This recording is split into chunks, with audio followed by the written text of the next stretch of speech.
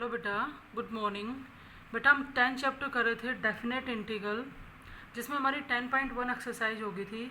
उसमें स्पेशली लिखा हुआ आएगा integral as the limit of a sum से क्या करो, इंटीग्रेट करो। अब हम जो 10.2 एक्सरसाइज करेंगे इसके अंदर है हमारा सिंपल इंटीग्रेशन, लेकिन इसका नाम डेफिनेट इंटीग्रल क्यों है? क्योंकि अब हमें लिमिट मिलेगी, हमें लोअर लिमिट और अपर लिमिट। जैसे क्वेश्चन कैसे मिलेगा, ए से b f of x d x function दिया जाएगा, आपको लिमिट मिलेगी। ए हमारी यहाँ पे लोअर लिमिट है, बी हमारी अपर लिमिट है, और डी एक्स यानी कि एक्स के रिस्पेक्ट में क्या करना है, इंटीग्रेशन। बेटा जब हम 9 चैप्टर पढ़ते थे ना, तो उसमें हमेशा इंटीग्रेशन करते time constant of integration use करते थे प्लस में सी।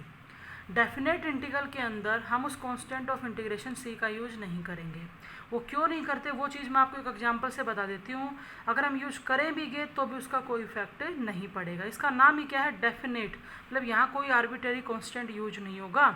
डेफिनेट इंटीग्रल यानी कि हमारे हर इंटीग्रेशन की एक फिक्स वैल्यू मिलेगी, हमें एक डेफिनेट वैल्यू मिलेगी।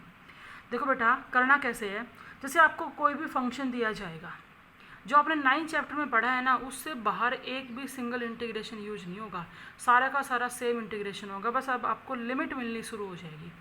देखो बेटा आप इस फंक्शन का इंटीग्रेशन करोगे, जैसे हमने फंक्शन को चेंज कर दिया, चेंज तो होगा इंटीग्रेशन करने से।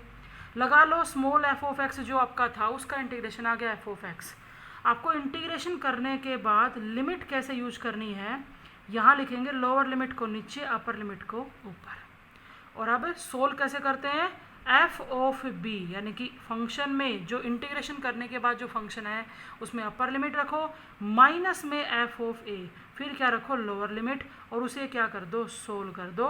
तो ये हमारे इस इंटीग्रेशन की क्या हो जाएगी, वैल्यू। जैसे फॉर एग्जांपल अगर आपका बेटा 1 से लेके 3 दे दिया जाए और हमें फंक्शन दे दिया एक्स स्क्वेयर प्लस में 2 डी एक्स, तो पहले तो जैसे सिंपल वे से आप एक्स स्क्वेयर प्लस 2 का इंटीग्रेशन करते थे वो इंटीग्रेशन कर दो। तो एक्स स्क्वेयर का इंटीग्रेशन आएगा एक्स की पावर 3/3 प्लस में 2 का इंटीग्रेशन क्या हो जाएगा, 2x।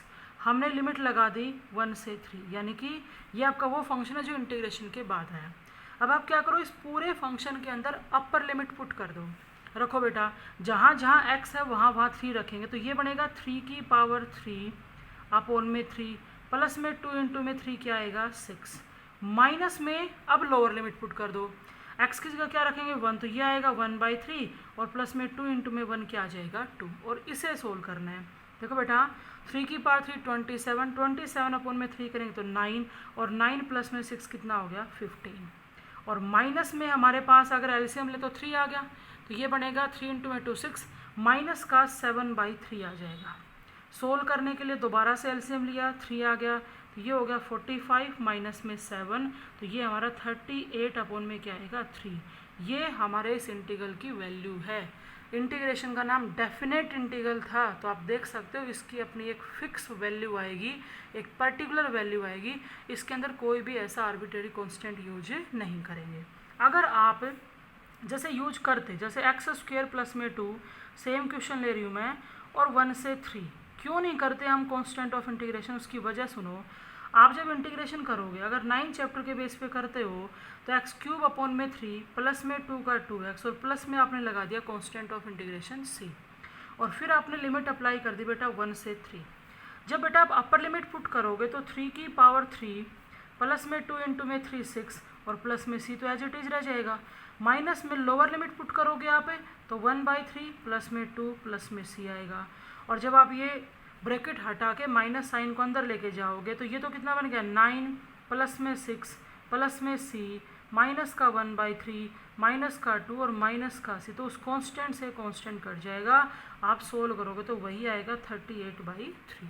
इसलिए डेफिनेट इंटीग्रल के अंदर हम कांस्टेंट ऑफ इंटीग्रेशन जो होता है c वो यूज नहीं करेंगे। और अब हम शुरू कर रहे हैं बेटा एक्सरसाइज। सारे के सारे पार्ट जो हम पीछे कर चुके ना 9 चैप्टर में, सेम वही आगे। आप यूँ सोच लो, जिस बच्चे को 9th चैप्टर पढ़ के यूँ देखना हो कि मुझे कितना का इंटीग्रेशन समझ में आया, कितना नहीं आया, तो 10.2 एक्सरसाइज करके देख ले। अगर इसको कर पा रहा है तो उसको इंटीग्रेशन आ रहा है।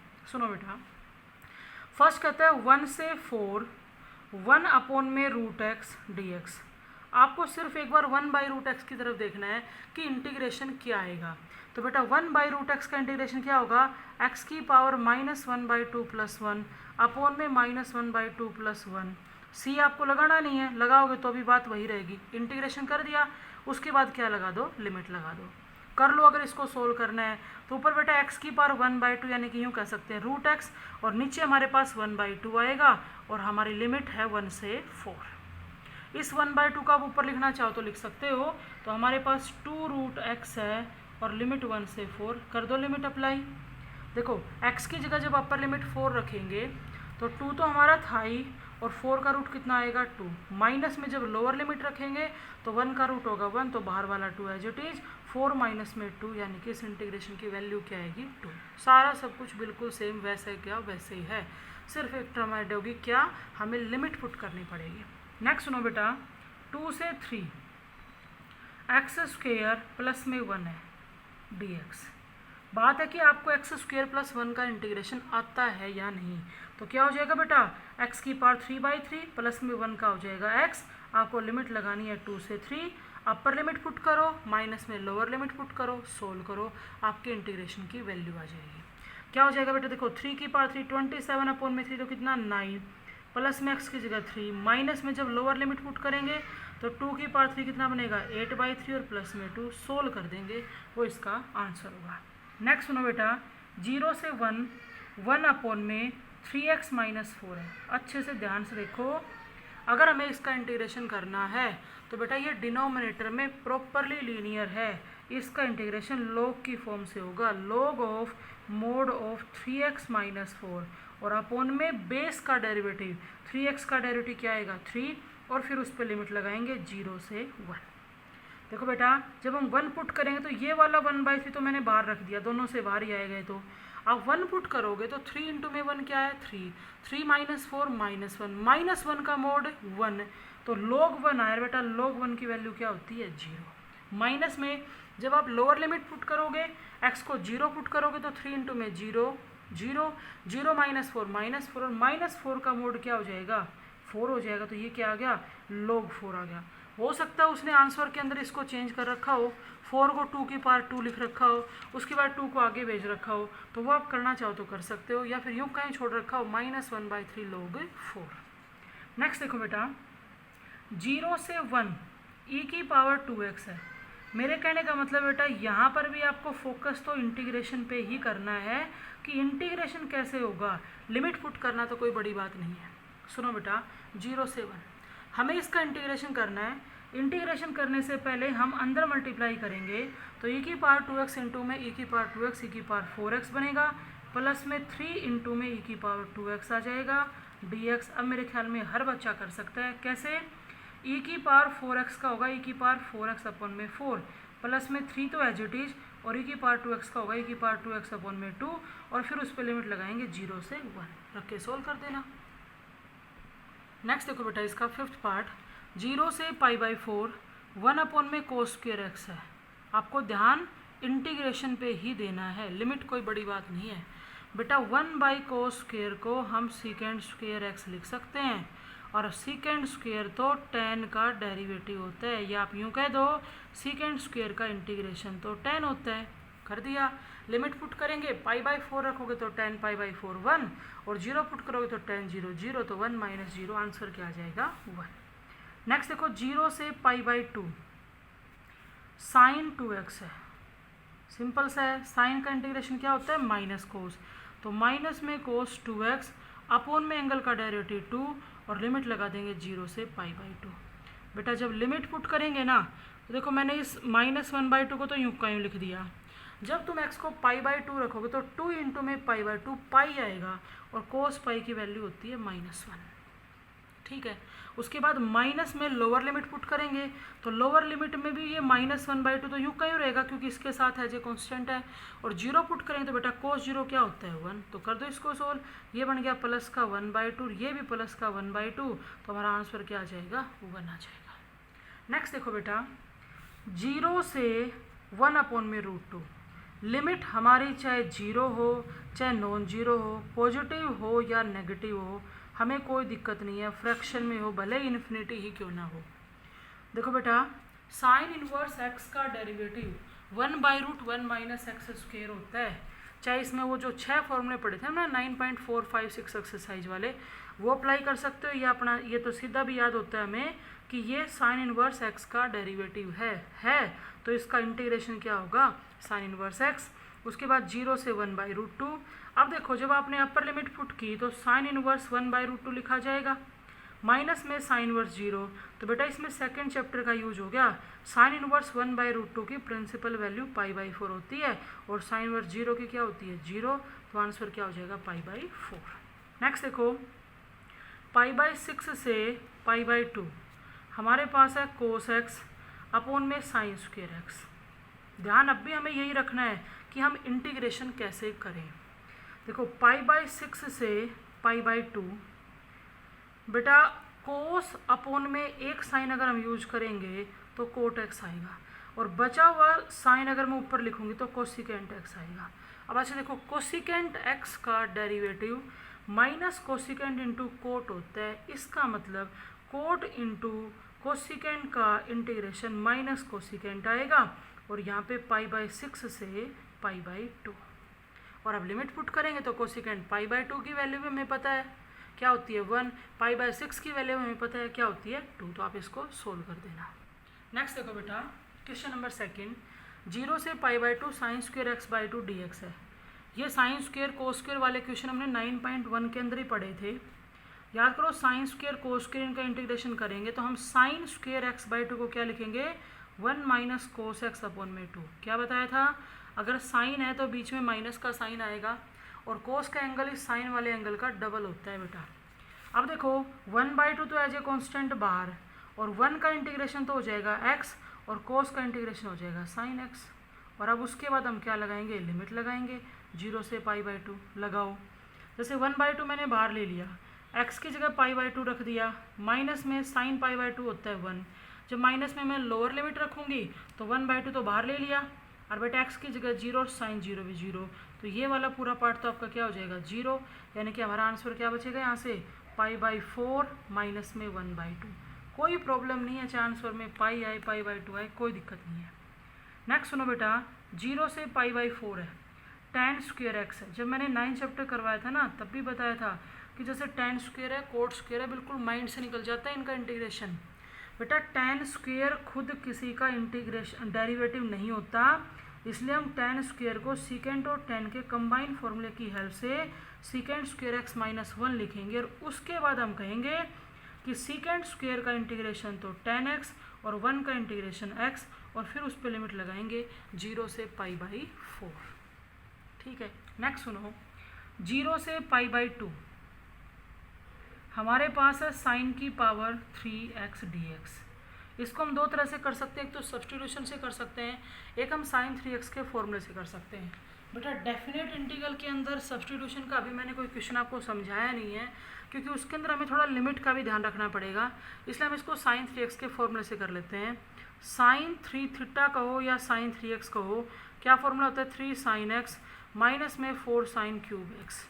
अगर मैं यहाँ से 4 साइन क्यूब x की वैल्यू निकालूँ तो मैंने 4 साइन क्यूब x को लेफ़्ट साइड भेज दिया, तो यहाँ पे 3 साइन x के माइनस में साइन 3x आ जाएगा, और डिवाइड में ले आए 4, यानी कि 0 से π/2 तो एज इट इज, 1/4 को मैं बाहर लिख रही हूँ, और हम साइन क्यूब x की जगह 1/4 यहाँ पे 3 साइन x माइनस में साइन 3x रख सकते हैं, और dx। अब ये सिंपल है, कैसे, 1/4 तो बेटा एज इट इज, 3 भी एज इट इज कॉन्स्टेंट है, और साइन का इंटीग्रेशन हो जाएगा माइनस में कोस एक्स, माइनस में साइन 3x का करेंगे तो माइनस में कोस 3x अपॉन में आएगा 3, और उसके बाद हमें लिमिट रखनी है 0 से π/2। अब ये तो आपको अच्छे से सोल्व करना ही पड़ेगा कि कोस π/2 कितना बनेगा, 3 π/2 कितना बनेगा, कोस 3 π/2 बन जाएगा x को रखने से π/2। तो आप देख लो कोस 270 की वैल्यू क्या होती है, 0। तो वो एक ट्रिग्नोमेट्री का पार्ट है जो आपका स्ट्रॉन्ग होना बहुत ज़रूरी है। नेक्स्ट सुनो बेटा, 0 से π/2 है, हमारे पास कोस की 4 पावर है। 9.1 एक्सरसाइज के अंदर था ये क्वेश्चन नंबर 5th या 6th में से, और तब भी आपको बताया था कि बेटा ये इंपॉर्टेंट है, आगे भी यूज होगा। सुनो, कोस की पावर 4 का करने के लिए आपको क्या बताया था कि इसको कोस स्क्वेयर एक्स का स्क्वेयर लिख दो dx। उसके बाद 0 से π/4। बेटा अंदर वाले कोस स्क्वायर एक्स को हम 1 प्लस में कोस 2x अपॉन में 2 लिख सकते हैं और उसका स्क्वायर dx। अब नीचे वाले 2 का स्क्वायर अगर हम करें तो मैं उसको स्क्वायर से बाहर निकाल रही हूँ, वो 4 बन गया। और 1 प्लस कोस 2x का होल स्क्वायर अगर खोलेंगे तो 1 प्लस में कोस स्क्वायर 2x प्लस में आ जाएगा 2 कोस 2x। अब हम इसको इजीली इंटीग्रेट कर सकते हैं। कैसे? 1/4 बार देखो 1 का, अच्छा एक सेकेंड बेटा, 1 और 2 कोस 2x तो इंटीग्रेट हो जाएगा, उनको मैं अलग से इंटीग्रेट कर रही हूँ। 1 का इंटीग्रेशन हो गया x और 2 कोस 2x का होगा 2 तो बाहर, कोस 2x का साइन 2x अपॉन में 2। उसके बाद प्लस में साइन ऑफ इंटीग्रेशन छोड़ दिया मैंने कोस स्क्वायर 2x पे, इस पे लिमिट लगा दो 0 से π/4 अलग से। ध्यान रखो ये वाला जो 1/4 वो इसके साथ भी है। अगर इसको अलग से सोल्व करना चाहते हो तो इसकी लिमिट को मत भूल जाना, इस पे लिमिट लगा देना 0 से π/4। और रही बात इसकी, तो इसको इंटीग्रेट करने के लिए, सिर्फ इस पार्ट के बारे में बता रही हूँ मैं आपको, इसको इंटीग्रेट करने के लिए हम कोस स्क्वायर 2x को 1 प्लस में कोस 4x अपॉन में 2 लिखेंगे। और अब अगले स्टेप में इंटीग्रेट करेंगे, 2 की तो बाहर मल्टीप्लाई कर देना, 1 का इंटीग्रेशन हो जाएगा x और कोस 4x का क्या हो जाएगा बेटा, साइन 4x अपॉन में 4। और फिर सभी के ऊपर आपको क्या करनी है, लिमिट पुट करनी है। इसका नेक्स्ट जो पार्ट है वो मैं आपको नहीं करवा रही, आप खुद कर लेना। साइन की पावर 4 का है, सिर्फ एक साइन का चेंज होगा, यहाँ प्लस चल रहा था वहाँ पे क्या आ जाएगा, माइनस। नेक्स्ट देखो बेटा क्वेश्चन नंबर थर्ड हमारे पास है साइन ऑफ इंटीग्रेशन 0 से π/2। साइन ऑफ इंटीग्रेशन 0 से π/2 sign x sign 2x। Page पलट के देख सकते हो 9.1 एक्सरसाइज के अंदर ये क्वेश्चन है। हमने प्रोडक्ट फॉर्मूले से इसको सोल्व किया था। बेटा हमें साइन x का इंटीग्रेशन भी आता है, साइन 2x का भी आता है, लेकिन बीच में अगर प्रोडक्ट है तो हम एक बार प्रोडक्ट फॉर्मूला लगा लेते हैं। कैसे?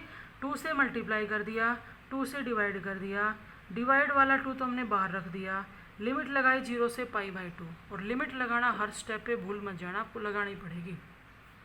बेटा 2 साइन ए साइन बी का फॉर्मूला होता है कोस a माइनस बी, तो x माइनस में 2x आएगा माइनस कोस, माइनस में कोस a प्लस बी, तो ये बनेगा 3x। अगर मैं इस माइनस साइन की बात करूं तो कोस नेगेटिव साइन को बाहर नहीं निकालेगा। अब देखो 1/2 तो बाहर है, अगर हम इंटीग्रेशन करें तो कोस x का इंटीग्रेशन हो जाएगा साइन x और कोस 3x का इंटीग्रेशन हो जाएगा साइन 3x/3। यहाँ ब्रैकेट लगा लेना और फिर उस पर लिमिट लगा देना 0 से π/2। लिमिट पुट करके सोल्व करना है। नेक्स्ट सुनो बेटा, 0 से π/2 है, हमारे पास है अंडर द रूट 1 प्लस में कोस x। तो जैसे ही हमें 1 प्लस कोस x नज़र आता है तो हमारा ध्यान फॉर्मूले पे चला जाता है कि हम फॉर्मूला अप्लाई कर लेते हैं। देखो बेटा 1 प्लस कोस x का फॉर्मूला हो जाएगा 2 कोस स्क्वायर x/2 dx। यहाँ देखो 2 पे तो रूट यूँ का यूँ लगा रहेगा 0 से π/2, और कोस के स्क्वायर से जब हम रूट को कैंसिल करेंगे तो ये आएगा cos x/2 dx। Root 2 as it is, और कोस x/2 का इंटीग्रेशन क्या होगा, साइन x/2 अपॉन में एंगल का 1/2, और फिर उस पर क्या लगाएंगे, लिमिट 0 से π/2। तो ये आपके थर्ड क्वेश्चन का सेकंड पार्ट। अब सुनो बेटा इसका थर्ड, 0 से π/4 है, हमारे पास है अंडर द रूट 1 प्लस में साइन 2x। इस क्वेश्चन को हम कैसे कर सकते हैं, या तो फॉर्मूला बनाने के लिए साइन को किस में कन्वर्ट कर लो, कोस में, आपकी मर्जी है। या फिर हम इसको ऐसे भी कर सकते हैं बेटा, हम 1 को लिख दें साइन स्क्वायर x प्लस में कोस स्क्वायर x, तुम्हारी मर्जी है, दोनों सही होंगे। और बेटा साइन 2x में फॉर्मूला लगा दे 2 साइन x कोस x dx। तो ये हो गया a square plus b square plus 2ab। तो ये बनेगा साइन x प्लस में कोस x का होल स्क्वायर, और जब साइन x प्लस में कोस x का होल स्क्वायर करेंगे तो उसके स्क्वायर से रूट कैंसिल हो जाएगा, हमारे पास ये बचा। अब देखो बेटा साइन का इंटीग्रेशन माइनस कोस x और कोस का इंटीग्रेशन साइन x, और उस पर लिमिट लगा दो 0 से π/4। नेक्स्ट देखो बेटा इसका फोर्थ पार्ट, 0 से π/2 हमारे पास है साइन स्क्वायर x अपॉन में 1 प्लस में कोस x। अब ये क्वेश्चन सीधा तो इंटीग्रेट नहीं हो सकता, हमने नीचे 1 प्लस कोस को देखा, वहाँ पर भी हम फॉर्मूला नहीं लगाएंगे, हम ऊपर वाले साइन स्क्वायर को चेंज कर रहे हैं, हम साइन स्क्वायर एक्स को 1 माइनस कोस स्क्वायर एक्स कह सकते हैं और अपॉन में 1 plus cos x d x है और 1 पे लगा दिया हमने स्क्वायर। बेटा आइडेंटिटी लगा दी ए स्क्वायर माइनस बी स्क्वायर की। जब हम ए स्क्वायर माइनस बी स्क्वायर की आइडेंटिटी लगाएंगे तो 1 प्लस कोस तो कैंसिल हो जाएगा और हमारे पास 1 minus cos x d x बचेगा, जिसमें 1 का इंटीग्रेशन तो क्या होगा एक्स और कोस का इंटीग्रेशन क्या होगा साइन एक्स और लिमिट लगानी है 0 से π/2। एक भी पार्ट ऐसा नहीं है जो हमने इंटीग्रेशन में पीछे ना पढ़ा हो। नेक्स्ट देखो बेटा थर्ड क्वेश्चन का फिफ्थ पार्ट, माइनस π/4 से π/4 1 अपॉन में 1 प्लस में साइन एक्स। कोई दिक्कत नहीं है कि limit equal in magnitude but opposite in sign, बस लिमिट बिल्कुल सेम नहीं होनी चाहिए, वहाँ फिर आपका आंसर 0 हो जाएगा, बाकी चाहे हमारी लिमिट कुछ भी आए। हाँ बेटा अगर हम इस क्वेश्चन को सोल्व करने की वो करें तो हम कैसे कर सकते हैं, एक तो इसको कर सकते हैं रेशनलाइजेशन से, एक हम साइन को कोस में बदल के इसका साइन को कोस में बदलेंगे, फॉर्मूला लगाएंगे, उससे सोल्व हो सकता है। अब जैसे आपको सही लगे वैसे कर लो, मैं आपको रेशनलाइजेशन से करवा देती हूँ। देखो बेटा माइनस π/4 से π/4 1 अपॉन में 1 प्लस में साइन एक्स था, हमने रेशनलाइजेशन कर दिया 1 माइनस साइन एक्स से मल्टीप्लाई और 1 माइनस साइन एक्स से डिवाइड डी एक्स। माइनस π/4 से π/4 यहाँ हमारे पास है 1 माइनस में साइन एक्स और नीचे बन गया बेटा a plus b a minus b, तो a square minus b square और 1 माइनस साइन स्क्वायर होता है cos square x d x. ये देखो माइनस π/4 से π/4 1 अपॉन में कोस स्क्वायर है वो तो हो जाएगा बेटा सीकेंड स्क्वायर एक्स, और बेटा साइन के अपॉन में कोस स्क्वायर लिखेंगे ना तो एक तो साइन बाई कोस हो गया 10 और बचा हुआ कोस था वो हमने लिख दिया सीकेंड और डी एक्स। देखो आप सीकेंड स्क्वायर का इंटीग्रेशन होगा 10 और सीकेंड इंटू 10 का इंटीग्रेशन होगा सीकेंड और उस पर लिमिट पुट करनी है माइनस π/4 से π/4। अगर लिमिट पुट करें तो भाई 10 π/4 क्या होता है 1, माइनस में बेटा सीकेंड π/4 क्या होता है √2 माइनस, जब हम लोअर लिमिट पुट करेंगे तो 10 ऑफ माइनस π/4 तो -1 आएगा क्योंकि 10 माइनस साइन को बाहर निकालेगा।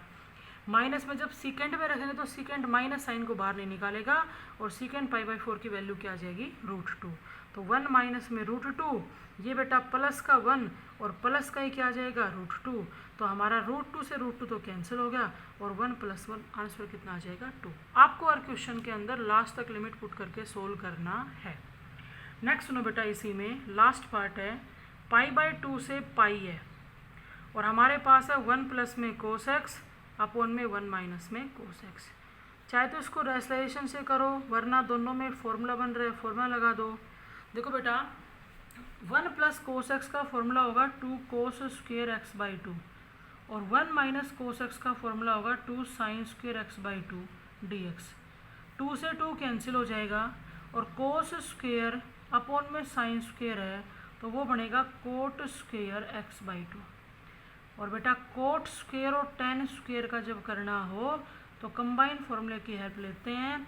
हम कोट स्क्वायर x/2 को कोसिकेंड स्क्वायर x/2 माइनस में 1 लिख सकते हैं और उसके बाद कोसिकेंड स्क्वायर x/2 का इंटीग्रेशन होगा माइनस कोट x/2 अपॉन में x/2 का 1/2 और -1 का हो जाएगा -x। लिमिट लगा देंगे π/2 से पाई, इसको अच्छे से सोल्व कर लेना। ये था आपका क्वेश्चन नंबर 3। अब सुनो बेटा 4th, जो मैंने आपको 3 क्वेश्चन करवाए ना उसके अंदर हम डेफिनेट इंटीग्रल जरूर कर रहे हैं, लेकिन एक भी सिंगल क्वेश्चन के अंदर हमने सब्सटीट्यूशन नहीं किया, पुट नहीं किया। बेटा इसमें डेफिनेट इंटीग्रल में पुट करते टाइम थोड़ा और भी ध्यान देना पड़ेगा क्योंकि हमें लिमिट भी चेंज करनी पड़ेगी। 5-7 क्वेश्चन अच्छे से निकाल लोगे कोई प्रॉब्लम नहीं आएगी। सुनो, जैसे 0 से 1 है, x है और e⁻x² है dx। मैं आपसे यूँ कहूँ कि e⁻x² का इंटीग्रेशन बताओ तो हमें नहीं आता, e⁻x² का इंटीग्रेशन बताओ तो हमें नहीं आता। क्यों?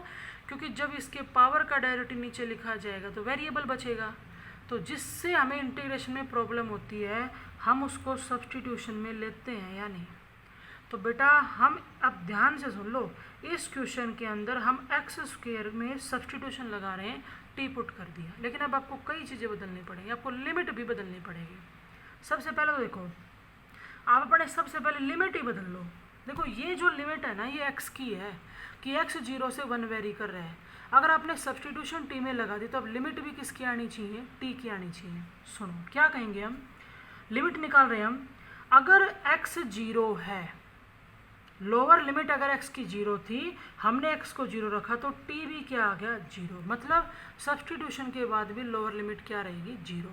अगर अपर लिमिट x को 1 रखते हैं तो 1 का स्क्वायर 1, तो t कितना आ गया 1। ठीक है, ये तो बाई चांस ही ऐसा होगा कि लिमिट वैसी की वैसी रहेगी, तो लिमिट वाली बात तो खत्म होगी। अब बाकी सेम वैसे ही करते हैं।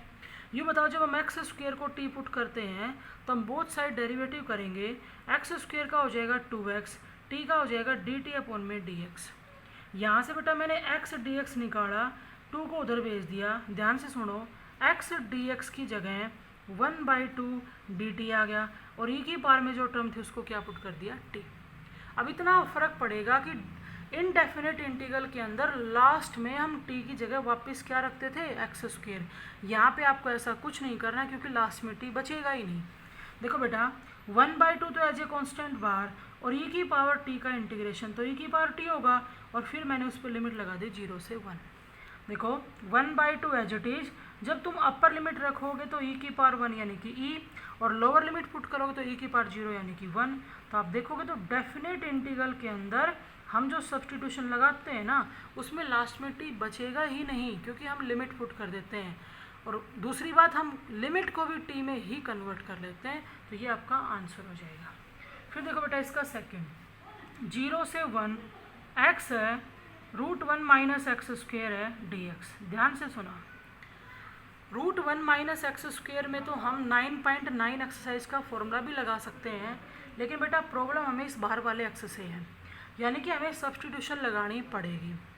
इस x को हटाने के लिए एक्स स्क्वेयर को t पुट करना पड़ेगा, लेकिन ये आपको बता रखा है कि अगर हम किसी टर्म को t पुट करते हैं और उसके प्लस या माइनस में कांस्टेंट है तो भले ही आप उस कांस्टेंट को भी सब्सटीट्यूशन में साथ ले सकते हो। सुनो बेटा, सबसे पहले मैं लिमिट ही सोल्व कर रही हूँ। ये बताओ, अगर x को 0 पुट करते हैं तो 1 माइनस 0, t कितना आया 1, यानी कि x में लोअर लिमिट 0 थी लेकिन t में लोअर लिमिट क्या आ गई 1। अगर हम x की अपर लिमिट उठा के यहाँ 1 रखते हैं तो 1 माइनस 1 क्या है 0, यानी कि सब्सटीट्यूशन के बाद अपर लिमिट क्या हो जाएगी 0। फिर देखो, जब हम इसके अंदर डेरिवेटिव करेंगे तो 1 का डेरिवेटिव तो हो जाएगा 0 और माइनस एक्स स्क्वेयर का आएगा माइनस 2x और t का हो जाएगा dt अपॉन में dx। इस माइनस 1/2 को मैंने उधर भेज दिया। ध्यान से सुनो, x dx की जगह माइनस 1/2 dt आ गया। इसके अलावा जो था मैंने रूट वाले टर्म को क्या पुट कर दिया था t, तो माइनस 1/2 तो एज इट इज, और रूट t का इंटीग्रेशन क्या होगा t की पावर 1/2 प्लस 1 अपॉन में 1/2 प्लस 1, और फिर उस पर लिमिट लगानी है 1 से 0, यानी कि यहाँ पे t की जगह एक बार क्या रखोगे 0, माइनस में फिर t की जगह क्या रखेंगे हमें 1। तो ये हमारा आंसर हो जाएगा। नेक्स्ट देखो बेटा, फोर्थ क्वेश्चन का थर्ड पार्ट, 0 से 1 x under the root 3x minus 2। ये क्वेश्चन भी 9.2 एक्सरसाइज के अंदर, मैं कह रही हूँ एक भी सिंगल पार्ट ऐसा नहीं होगा जो 9 चैप्टर में हमने ना पढ़ा हो। हाँ, लेकिन इस एक एक्सरसाइज के अंदर उसकी सारी की सारी 13 एक्सरसाइज कवर हो जाएंगी, ये बात ज़रूर है। सुनो बेटा, इस टाइप के क्वेश्चन के लिए आपको एक तो ये बताया था कि आप जैसा रूट के अंदर है वैसा ही बाहर एडजस्ट कर लो, 3 से मल्टीप्लाई, 3 से डिवाइड, 2 सब्ट्रैक्ट 2 ऐड, उससे कर सकते हो। या फिर इसमें अगर एडजस्ट करके नहीं करना चाहते ना तो विद रूट हम 3x माइनस 2 को क्या पुट करेंगे t। ये दो तरह से आपको क्वेश्चन बताए थे। देखो बेटा, सबसे पहले अगर मैं लिमिट की बात करूं तो लिमिट ही बताओ, अगर तुम x को 0 रखते हो और पहले क्या करो, एक बार आप यहाँ से रूट हटा लो क्योंकि वरना नेगेटिव साइन बचेगा। देखो 3x माइनस 2 इक्वल टू क्या आ जाएगा t स्क्वायर। एक सेकंड बेटा, यहाँ स्टेटमेंट में मिस्टेक होगी, हमारी जो लिमिट है ना वो 1 से 2 है बेटा, 1 से 2। देखो हमने रूट 3x माइनस 2 को t पुट कर दिया। सबसे पहले डेरिवेटिव बाद में देखेंगे, पहले लिमिट ही सोल्व कर लो आप। अगर तुम x को 1 रखोगे तो 3 माइनस 2 1 और 1 का रूट 1, तो t भी कितना आएगा 1। अगर तुम बेटा x को 2 रखते हो तो 3 इंटू में 2 6, 6 माइनस 2 कितना 4, और 4 का रूट कितना आएगा 2। हो गया, तो लिमिट तो हो गई सोल्व। सेम आई अलग आई, इससे हमें कोई दिक्कत नहीं है। अब बेटा हम दोनों साइड डेरिवेटिव कर रहे हैं, जब डेरिवेटिव करेंगे तो 3x का डेरिवेटिव आएगा 3, माइनस 2 का हो जाएगा 0 और t स्क्वायर का हो जाएगा 2t dt अपॉन में dx। इस 3 को भी अगर उधर भेजना चाहो तो भेज सकते हो, लेकिन यहाँ से हम x की वैल्यू निकाल रहे हैं और x की हमारी वैल्यू आएगी बेटा टी स्क्वेयर प्लस में 2/3। क्यों निकाल रहे हैं इधर देखो, यहाँ देख के समझ में आएगी। हमें यहाँ x की वैल्यू पुट करनी पड़ेगी। यहाँ देखो x की जगह मैंने रख दिया टी स्क्वेयर प्लस में 2/3, इनटू में विद रूट इस टर्म को क्या पुट किया था t, और इनटू में dx रखेंगे, और dx क्या रहा है अभी हमारा 2/3 इनटू में t और इनटू में dt। अब हमें इंटीग्रेट करना है। सुनो, 2/9 तो मैंने बाहर निकाल दिया, लिमिट है 1 से 2, ये t इंटू टी बन गया टी स्क्वेयर। अगर अंदर मल्टीप्लाई करेंगे तो t की पावर 4 प्लस में आएगा 2t स्क्वेयर dt। अब देखो 2/9 तो एज ए कॉन्स्टेंट बार है ही बेटा, t की पावर 4 का इंटीग्रेशन t की पावर 5/5 और 2t स्क्वेयर का क्या आएगा t की पावर 3/3। उसके बाद लिमिट लगानी मत भूल जाना 1 से 2। ये कांस्टेंट है, इसको चाहे लिमिट से बाहर लो चाहे अंदर लो, इस पर कोई फ़र्क नहीं पड़ेगा क्योंकि लिमिट तो t पे लगाई गई है, t की जगह पुट की जाएगी। नेक्स्ट देखो बेटा, 0 से 1 2x अपॉन में 5x स्क्वेयर प्लस 1। लिमिट पे फोकस बाद में, पहले ध्यान दो कि इंटीग्रेशन कैसे होगा। तो भाई इंटीग्रेशन वही बात है, इस ऊपर वाले x को हटाने के लिए हम सब्सटीट्यूशन लगाएंगे। सब्सटीट्यूशन में x स्क्वेयर को तो लेना ही लेना पड़ेगा। हाँ, अगर हम चाहें तो हम 5 और 1 को साथ ले लेते हैं, कांस्टेंट है। तो मैंने क्या किया, 5x स्क्वेयर प्लस 1 को t पुट कर दिया। पहले लिमिट इसको जाते हैं। यूँ बताओ, अगर लोअर लिमिट x को 0 रखते हैं तो t तो 1 आया। अब बेटा अपर लिमिट अगर हम 1 रखते हैं तो 1 का स्क्वेयर 1, 5 इंटू 1 5, 5 प्लस 1 तो t कितना आ गया 6। अब करो दोनों साइड डेरिवेटिव, तो ये बन गया 10x, 1 का हो जाएगा 0 और t का हो जाएगा dt अपॉन में dx। यहाँ से बेटा 2x dx तो मैं रख रही हूँ और 5 को मैंने उधर भेज दिया, 2 यहाँ पे था सिर्फ इसलिए रख लिया। देखो 2x dx की जगह 1/5 dt आ गया और डिनोमिनेटर की पूरी टर्म को मैंने क्या पुट कर दिया था t। तो 1/5 तो एज ए कॉन्स्टेंट बाहर और 1/t का integration log of mod of t, और फिर उस पर लिमिट लगाएंगे 1 से 6। जब आप लिमिट पुट करोगे तो 1/5 तो यूं ही बाहर, जब 6 रखेंगे तो बेटा ये बन जाएगा log 6, माइनस में 1 रखेंगे तो log 1, और log 1 की वैल्यू क्या होती है 0। तो ये आपका आंसर है। नेक्स्ट सुनो, साइन ऑफ इंटीग्रेशन 1 से 2 3x अपॉन में 9x स्क्वेयर माइनस 1 dx है। वही सेम बेटा, ऊपर वाले x को हटाने के लिए हमें सब्सटीट्यूशन लगानी पड़ेगी। तो मैंने क्या कर दिया, 9x स्क्वेयर माइनस 1 को t पुट कर दिया। मैं इसकी लिमिट बता देती हूँ, आगे आप कर लेना। यूँ बताओ, अगर x को 1 रखेंगे तो 9 माइनस 1 t कितना आएगा 8, और बेटा अगर 2 रखेंगे तो 2 का स्क्वेयर 4 और 9 इंटू में 4 36 और 36 माइनस 1 35। कितनी बड़ी जाए लिमिट कोई दिक्कत नहीं है। उसके बाद इसका डेरिवेटिव करेंगे तो वो बन गया 18x, 1 का हो जाएगा 0 dt अपॉन में dx। आप अच्छे से कर सकते हो, उधर भेज के सोल्व करना, बिल्कुल सेम ऊपर वाले पार्ट की तरह है। नेक्स्ट देखो फिर, -1 से 2 है, हमारे पास है 5x अपॉन में 4 प्लस एक्स स्क्वेयर का होल स्क्वेयर dx, ये दे रखा है। वही सेम बेटा, ऊपर वाला x हटाना जरूरी है, तो मैंने 4 प्लस एक्स स्क्वेयर को t पुट कर दिया, ना कि इस होल स्क्वेयर को लिया है। सबसे पहले लिमिट को ही सुलझा लेते हैं। यूँ बताओ, जब तुम x को -1 रखोगे तो -1 का स्क्वेयर 1, 4 प्लस 1 कितना आ गया 5। बेटा 2 रखोगे तो 2 का स्क्वेयर 4 और 4 प्लस 4 कितना आ गया 8। अगर हम इसमें बहुत सारे डेरिवेटिव करते, क्योंकि लिमिट तो लिख लिया हमने, डेरिवेटिव करेंगे तो 4 का तो हो जाएगा 0, एक्स स्क्वेयर का 2x और t का हो जाएगा dt अपॉन में dx। यहाँ से मैंने 2 को उधर भेज दिया। सुनो, 5 को एज ए कॉन्स्टेंट बाहर ले लिया और x dx की जगह 1/2 dt आ गया, और डिनोमिनेटर में जो टर्म थी उस स्क्वेयर के अंदर वाली को पूरी को क्या पुट किया था t, तो ये क्या बन गया t स्क्वेयर बन गया। अब 5/2 तो बाहर और t स्क्वेयर का इंटीग्रेशन करेंगे तो t की पावर -2 + 1 अपॉन में -2 + 1, इसको सोल्व करके और फिर इस पर लिमिट अप्लाई करेंगे 5 to 8।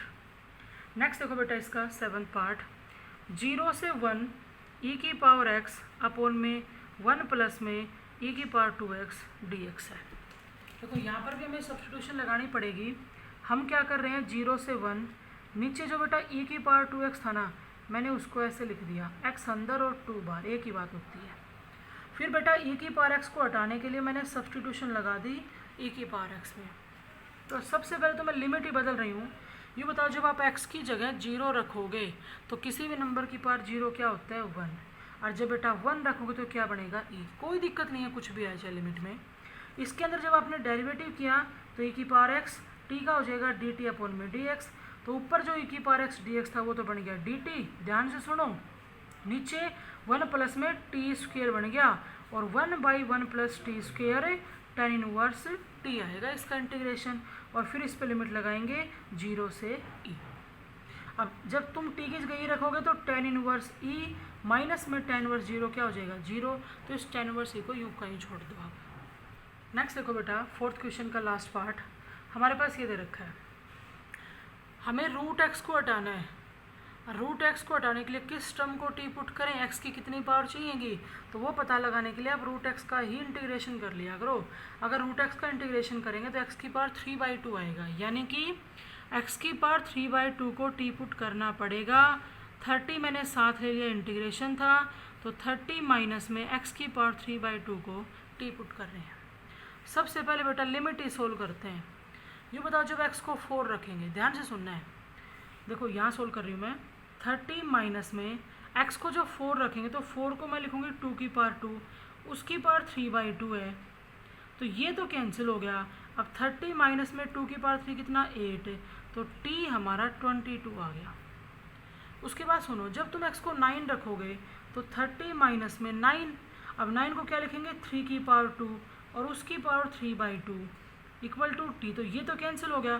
3 की पावर 3 कितना 27, और 30 माइनस में 27 तो कितना आ जाएगा 3।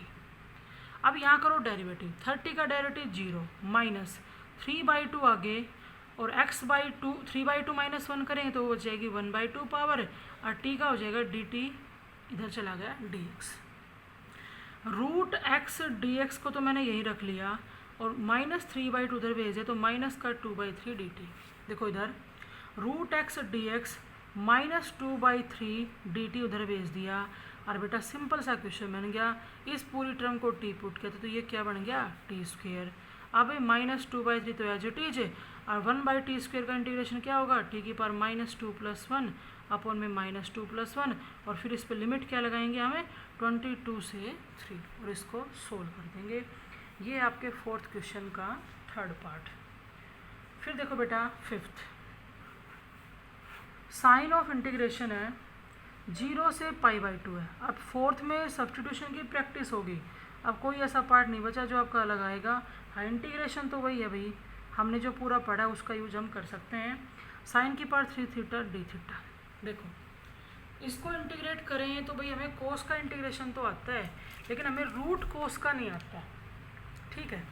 इसलिए हम क्या करेंगे, कोस थीटा से प्रॉब्लम है और जिससे दिक्कत होती है हम उसको लेते हैं सब्सटीट्यूशन में, और कोस का डेरिवेटिव होता है साइन। ध्यान से सुनना, मैंने साइन की 3 पावर में से साइन की 1 पावर को अलग कर दिया, बची 2 पावर।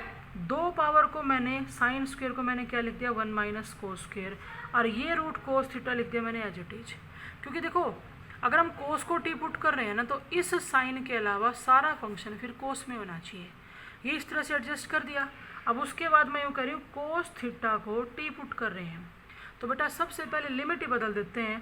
यूँ बताओ जब थीटा को 0 रखेंगे तो कोस 0 1 होता है, तो टी कितना आ जाएगा 1। जब तुम थीटा को π/2 रखोगे तो कोस π/2 होता है बेटा 0, तो टी कितना आ गया 0। अब देखो जब इसके अंदर तुम डेरिवेटिव करोगे तो कोस थीटा का derivative minus sine theta, T का क्या होगा डी टी अपॉन में डी थीटा, माइनस को भेज दिया उधर, तो बेटा sine theta D theta minus का डी टी बन गया, अंडर दी रूट टी आ गया क्योंकि कोस थीटा को टी पुट कर दिया, और ये 1 माइनस में टी स्क्वेयर हो गया। अब पहले अंदर भेज दो, -1 से 0 है, रूट टी माइनस में जब रूट टी टी स्क्वेयर से मल्टीप्लाई होगा तो प्रोडक्ट में टर्म होने की वजह से जब पावर्स को ऐड करें तो वो बेटा 5/2 बन जाएगा, और ये डी टी, और अब हम इजीली इंटीग्रेट कर सकते हैं, सिंपल पार्ट बन रहा है।